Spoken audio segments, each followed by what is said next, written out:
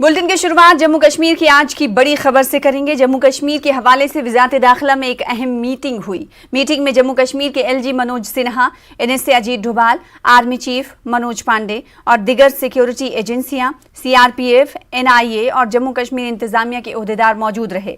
जराये के मुताबिक मीटिंग में मुस्तकबिल करीब में यूटी में होने वाले इंतखाबात और सिक्योरिटी की सूरत हाल पर जायजा लिया गया। दौरान हालिया तरंदाजी के वाकयात का भी जायजा लिया गया। मीटिंग में यूटी में जारी सरकारी स्कीमों और तरक्याती कामों की पेशरफ्त से मुताल्लिक वजीर दाखिला अमित शाह को ब्रीफिंग दी गई। गृह मंत्री अमित शाह के जरिए जम्मू कश्मीर को लेकर जो मीटिंग बुलाई गई थी वो समाप्त हो गई है। तकरीबन 2.5 घंटे से ज़्यादा ये मीटिंग चली। 3 बजे शुरू हुई थी और तकरीबन 5:30 बजे के आसपास से ये मीटिंग समाप्त हुई है। इस मीटिंग में ख़ास तौर से जो LG हैं जम्मू कश्मीर के मनोज सिन्हा या फिर NSA अजीत डोभाल हैं या आर्मी चीफ हैं जनरल मनोज पांडे, NIA के जो ऑफिशियल्स हैं, DG हैं और हमारी जो दूसरी एजेंसियां हैं उनके तमाम पदाधिकारी अफसर वो तमाम इसमें मौजूद थे। ये मीटिंग इस मामले को लेकर के काफ़ी महत्वपूर्ण है क्योंकि जिस तरह से जम्मू कश्मीर में सिक्योरिटी की स्थिति है और जिस तरह के हालात हैं, हाल ही में जिस तरह से घुसपैठ देखी गई है, नारकोटिक्स का मामला भी सामने आया है, ये तमाम जो परिस्थितियां हैं उसको लेकर के उसका जायज़ा लिया गया, उस पर चर्चा हुई है और जो होम मिनिस्टर हैं अमित शाह खुद वो मीटिंग में मौजूद थे, उनको ब्रीफ किया गया है। इसी के साथ साथ जम्मू कश्मीर में जो योजनाएं चल रही हैं विकास को लेकर के उनकी प्रोग्रेस क्या है और किस तरीके से काम हो रहा है, आने वाले समय में क्या कुछ होने वाला है। और इसी के साथ साथ क्योंकि जल्द ही जम्मू कश्मीर में चुनाव होने वाले हैं तो उसको लेकर के ये मीटिंग काफ़ी महत्वपूर्ण मानी जा रही है। कैमरामैन अनिल के साथ खुर्रम शहजाद, न्यूज़ 18 दिल्ली। कमलकोट उड़ी में नानक पोस्ट के करीब LOC पर दरअंदाजी की कोशिश करते हुए 3 मिलिटेंट मारे गए हैं। SSP बारामुल्ला रईस मोहम्मद भट्ट ने बताया है कि लाइन ऑफ कंट्रोल पर तैनात चौकस दस्तों ने सुबह के औकात में कुछ नकलो हरकत देखने के बाद मिलिटेंटों के एक ग्रुप पर फायरिंग की। इन्होंने कहा कि जाए वक़्त से असलहा और गोला बारूद और दिगर मशकूक मवाद के साथ 3 लाशें बरामद की गई हैं। इन्होंने मजीद कहा कि दरअंदाजों ने बारिश और अबर आलूद मौसम का फायदा उठाते हुए इस तरफ दरअंदाजी की कोशिश की जिसे नाकाम बनाया गया। पुलिस की जानिब से उनकी वाबस्तगी और शनाख्त का पता लगाया जा रहा है। पूरे इलाके को घेरे में ले लिया गया है और इजाफी फोर्सेस को इलाके में मुंतकिल कर दिया गया है। इंफॉर्मेशन जो है वो प्रिलिमिनरी हमारे पास है। एक इंफॉर्मेशन की बेसिस पे वहाँ पे जो है सिक्योरिटी फोर्सेस ने एक ग्रुप को इंटरसेप्ट किया और इस ग्रुप को चैलेंज किया गया और उसके बाद फायरिंग वहाँ से आई और उसकी जवाबी कार्रवाई में अभी तक जो 3 इन्फिल्ट्रेटर्स हैं या ये जो टेररिस्ट हैं वो मारे गए हैं और इसमें हमारी फर्दर जो डिटेल्स हैं वो अवेटेड हैं और इन्वेस्टिगेशन जो है वो जारी है। डेड बॉडीज़ जो हैं वो रिकवर हो गई हैं और इनके साथ जो असलाह और सामान था वो भी रिकवर किया गया है। अब वहाँ पर जैसे कि आज मौसम के चलते कुछ इसमें मुश्किलात आ रही हैं और जो है अभी हम कहेंगे कि ऑपरेशन ऑन है। उधर बांडीपुरा में 2 OGW को गिरफ्तार किया गया है और उनके कब्जे से भारी मिकदार में असलहा और गोला बारूद को जब्त किया गया है। बांडीपुरा पुलिस को पिटकूट इलाके में लश्कर तैयबा के बाज मिलिटेंटों के मुआवनीन की नकलो हरकत की एक इत्तला मिली। बांडीपुरा पुलिस ने आसाम राइफल्स के साथ मिलकर एक मुश्तरका नाकाबंदी के दौरान 2 OGWs को गिरफ्तार किया। बताया जा रहा है कि ये दोनों सफेद रंग की स्कॉर्पियो में सफर कर रहे थे। गाड़ी की तलाशी के दौरान भारी मिकदार में असलहा और गोला बारूद, जाली पुलिस आई कार्ड और महकमे सेहत का जाली शनाख्ती कार्ड, रोजमर्रा इस्तेमाल की जाने वाली अशिया बरामद की गई। OGWs की शनाख्त पिटकूट बांडीपुरा के रहने वाले मोहम्मद यूसुफ वानी और बाग बांडीपुरा के रहने वाले मंजूर अहमद शाह के तौर पर की गई है। पुलिस ने इस सिलसिले में मुख्तलिफ दफात के तहत FIR दर्ज कर ली है और जांच जारी है।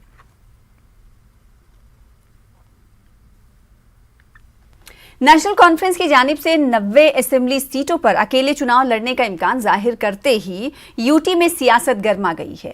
PDP इस फैसले को NC का जमहूरी हक करार देते हुए PAGD बनाए रखने की बात कर रही है तो NC सदर फारूक अब्दुल्ला भी महबूबा मुफ्ती की हिमायत करते नजर आए।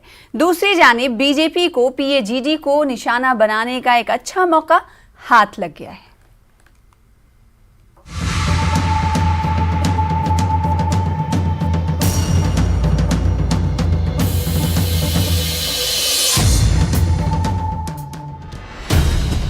जम्मू कश्मीर में चुनाव के हवाले से हलचल में हालिया दिनों में तेजी देखी जा रही है।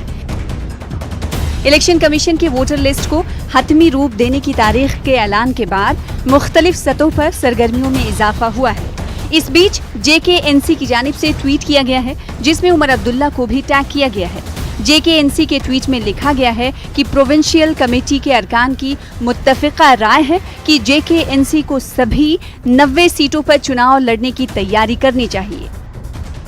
उधर PDP चीफ महबूबा मुफ्ती ने JKNC के मौक़िफ़ पर रद्द-ए-अमल जाहिर किया है। न्यूज़ 18 नुमाइंदे समीर भट्ट से फोन पर खुसूसी बातचीत करते हुए महबूबा मुफ्ती ने कहा कि PAGD का मकसद बड़ा है। इलेक्शन साथ लड़ना नहीं लड़ना मुद्दा नहीं है। महबूबा मुफ्ती का कहना है कि अगर PAGD के किसी पार्टनर को इंतखाबी इत्तेहाद करने पर कोई तहफ़्फ़ुज़ात हैं तो वो इससे हमारे इत्तेहाद और मकसद पर कोई असर नहीं पड़ेगा। मकसद के लिए हम मिलकर लड़ेंगे। देखिए, ये जो PAGD बनी है ये बहुत बड़े मकसद के लिए बनी है। इसमें इलेक्शन साथ लड़ना नहीं लड़ना कोई मुद्दा नहीं है हमारे लिए। और इसमें अगर किसी हमारे PAGD के किसी पार्टनर को कोई रिजर्वेशन है इलेक्टोरल अलायंस करने में, तो उससे कोई असर नहीं पड़ेगा। हमारी जो यूनिटी है और जिस मकसद के लिए हम इकट्ठे हुए हैं उस पर कोई असर नहीं पड़ेगा। इस बात से हम विल स्टैंड टुगेदर, हम तब भी यूनाइटेड रहेंगे और जो मकसद है हमारा उसके लिए इकट्ठा मिलके हम लड़ेंगे। लोगों की जो ख्वाहिशात हैं, जो लोगों को जो छिन गया है लोगों से, उसको दोबारा हासिल करने के लिए ये जरूर है कि लोग चाहते थे कि हम इलेक्शन, जो लोगों की एस्पिरेशंस थी, इकट्ठे लड़ें, मगर ये कोई जबरदस्ती नहीं है। इसमें इस फैसले से हमारे जो है यूनिटी पे, हमारे इत्तेफाक पे, हमारी यकजहती पे कोई फर्क नहीं पड़ेगा। वहीं NC सदर फारूक अब्दुल्ला का कहना है कि PAGD मामले पर कोई खींचतान नहीं है। इन्होंने वाजे किया कि PAGD का दफ्तर बंद नहीं होगा। इन्होंने मजीद कहा कि अलग इलेक्शन लड़ना हर पार्टी का जमहूरी हक है। आप तो चाहेंगे ही कि PAGD बंद हो जाए, उसका दफ्तर कभी बंद नहीं होगा।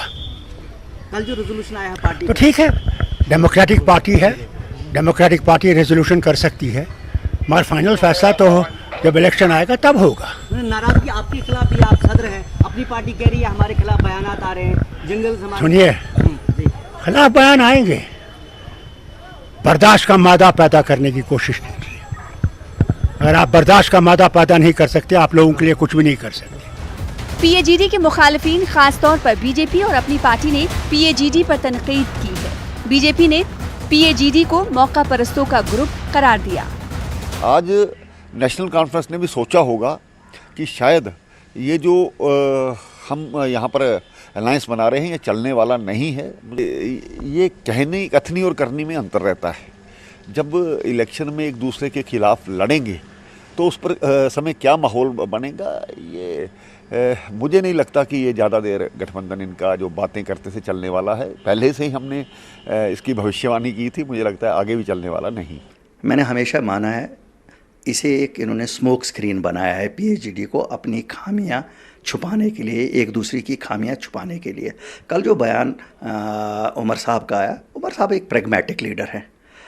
उमर साहब ने जब कहा कि हमें अलग लड़ना चाहिए, वो बात सच है। उमर साहब अगर 2019 में यहाँ वो स्टेटहुड ख़त्म हुई, उनके चीफ मिनिस्टर के सभी मराहत ख़त्म हो गए, चाहे वो सिक्योरिटी है या चाहे उस टाइप की जो एक्स चीफ मिनिस्टर्स को थी, चाहे वो घर है। महबूबा जी को क्यों वो सब मैसर है अभी तक? क्यों? उसने परसों खुद ही बता दिया, उसने अपनी DP में मोदी साहब और वालिद साहब को रखा कि साहब हम तो उसी पे हैं।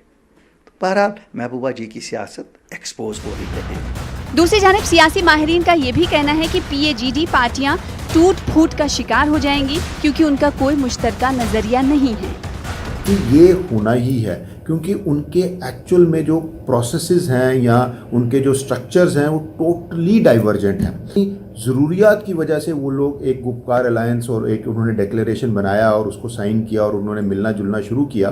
बट इवेंचुअली जैसे जैसे इलेक्शंस पास आते जाएंगे, इलेक्शंस करीब आते जाएंगे, नेगेटिविटी उनकी आपस में बढ़ती जाएगी। ना कोई पॉइंट खड़ा होगा जिसको वो सामने लाएंगे, कोई ना कोई उनका कॉन्फ्लिक्ट खड़ा होगा जिसको वो सामने लाएंगे और उसकी वजह से वो PAGD से अलग होंगे। मुस्तकबिल में PAGD में शामिल पार्टियां इंतखाबात से मुतालिक क्या हिकमत अमली इख्तियार करती हैं, ये तो आने वाला वक्त ही बताएगा। लेकिन फिलहाल PDP और NC PAGD के इत्तेहाद को कायम रखने में कामयाब होती हैं या नहीं, ये सबसे अहम सवाल है। Bureau report, news 18 Jammu Kashmir. Kulgam के देव